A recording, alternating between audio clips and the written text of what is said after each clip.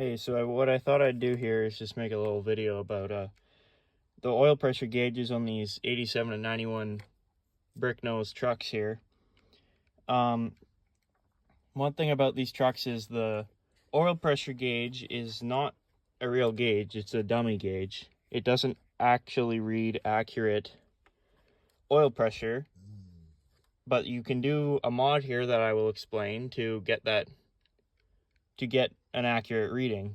So what you're going to want to do is you're going to want to pull your gauge cluster out. There's other videos online you can look up to how the fuck to do that. And what you're going to want to do is there's this resistor here behind your oil pressure gauge. Sorry, it's all fucking scratched up, but you want to take that resistor and you just want to get a little piece of wire. You want to bypass it.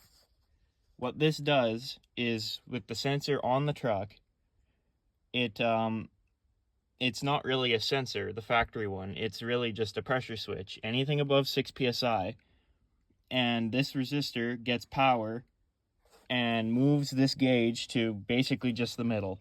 Doesn't matter how much oil pressure, doesn't matter what. As long as it's above 6 psi, that gauge moves. So you can bypass it here, make it just like a standard normal operating gauge, and then what you're going to want to do is buy yourself a oil pressure sensor out of an earlier Ford truck. This is out of a 85 bullnose Ford, like basically any Ford from the older generation. Use this sensor, put it into your block, and you got yourself a using the factory gauge, you have an accurate, correct oil pressure readout on these newer trucks. Right, so here's your factory oil pressure sensor. This is on a 7.3 IDI engine. There's the new one installed. This one is 1 inch and 1/16 around here. That one's 9/16 on the bottom. It's kind of a pain to get in there, but it's a decent amount of room.